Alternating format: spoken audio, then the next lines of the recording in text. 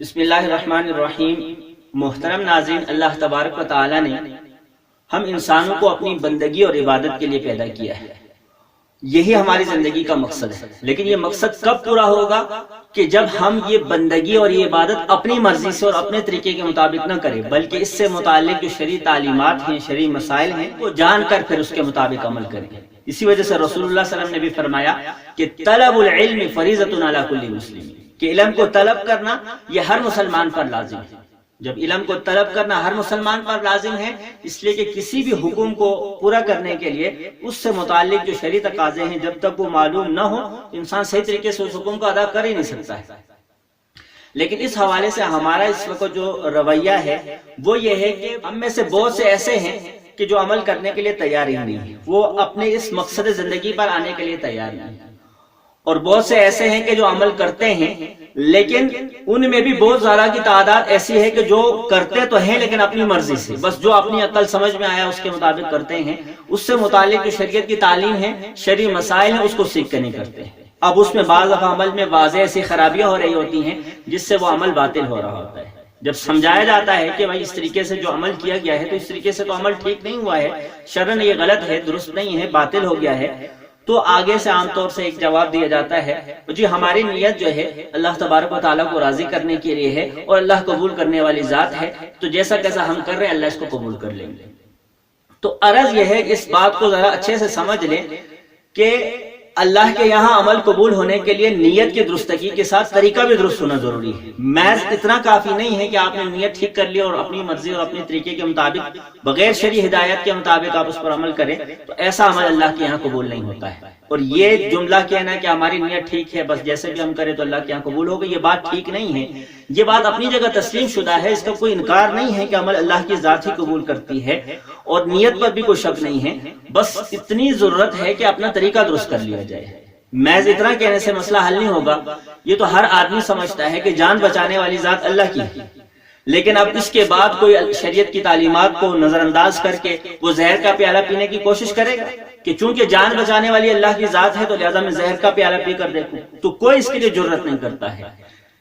وہاں اللہ تعالیٰ کی اس صفت پر کہ اللہ کی ذات جان بچانے والی ہے اعتماد کر کے ایسی ہمت نہیں کی جاتی ہے، اور یہاں اس بات پر اعتماد کر کے اللہ قبول کرنے والے ہیں تو شریعت کے بتائے ہوئے طریقے کے خلاف عمل کریں، تو یہ بھی کسی طرح عقل بندی کی بات نہیں ہے۔ تو عقل بندی اور سمجھداری اسی بات میں ہے کہ شرعی حکم کو پورا کرنا ہے تو شریعت کے بتائے ہوئے طریقے کے مطابق کرنا ہے، اس کے متعلق جو شرعی مسائل ہیں ان کو جان کر پورا کرنا ہے، تو انشاءاللہ تب جا کر بات بنے گی۔ مفتی اعظم مفتی محمد شفیع رحمۃ اللہ علیہ فرماتے ہیں کہ کبھی کبھی ایسا ہوتا ہے کہ نماز پڑھتے پڑھتے کوئی ایسا مسئلہ پیش آ جاتا ہے کہ سر چکرا جاتا ہے، پریشانی ہوتی ہے کہ پتہ نہیں نماز ہوئی کہ نہیں۔ نماز پڑھنے کے بعد پھر کتابیں دیکھنی پڑتی ہیں کہ آیا یہ جو غلطی ہوئی ہے اس کی وجہ سے نماز ہوگی یا نہیں ہوگی، لیکن لوگوں کو دیکھتا ہوں کہ وہ بے فکری میں نماز پڑھتے ہیں، مسئلہ پوچھنے کی زحمت ہی نہیں کرتے۔ محترم ناظرین، یہاں ہمارے لیے سبق یہ ہے کہ مفتی اعظم پاکستان بہت بڑی علمی شخصیت ہیں جن کی ساری زندگی ہی مسائل کے بتانے میں، فتاوا کے لکھنے میں گزری ہے۔ جب ان کو مسائل کی ضرورت پیش آ رہی ہے تو کیا ہمیں ضرورت نہیں پڑتی ہے؟ ظاہر ہے کہ ہمیں بھی پڑتی ہے۔ اس لیے اپنی عادت یہ بنا لینی چاہیے کہ شریعت کا کوئی بھی حکم اس پر عمل کرنے سے پہلے اس سے متعلق شرعی تعلیمات جاننے کا پورا اہتمام کرنا چاہیے، ورنہ وہی حال نہ ہو جو سورہ کاف میں فرمایا کہ قل هل ننبئكم بالاخسرین اعمالا الذین ضل سعیهم فی الحیاۃ الدنیا وهم يحسبون انهم يحسنون صنعا، کہ پیغمبر ان سے کہہ دیجئے کہ میں کیا تم کو ان لوگوں کا حال نہ بتا دوں کہ جو اعمال کے اعتبار سے سب سے زیادہ خسارے میں ہیں، کہ جن کی محنت کوشش دنیا کی زندگی میں رائے گاہ ہو گئی اور وہ سمجھتے رہے ہم بہت اچھے کام کرتے رہے، تو ہم اپنی مرضی سے عمل کرتے رہیں اور ہم سمجھے کہ اللہ کے یہاں قبول ہو رہے ہیں، اور وہاں جا کے پتہ چلے اللہ معاف کرے کہ کوئی عمل قبول نہیں ہوا ہے۔ تو لہٰذا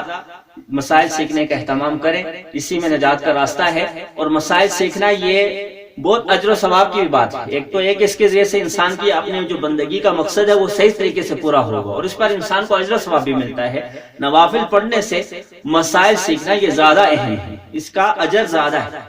اور آخر میں گزارش یہ ہے کہ ہمارے اس چینل تعلیم اسلام میڈیا پر بھی مسائل کے سیکھنے اور سکھانے کا سلسلہ شروع کیا جا رہا ہے، تو اس سلسلے کے ساتھ خود بھی وابستہ ہو جائے اور اپنے دوستوں کو بھی اس کے ساتھ جوڑنے کی کوشش کرے۔ دعا ہے کہ اللہ تبارک و تعالی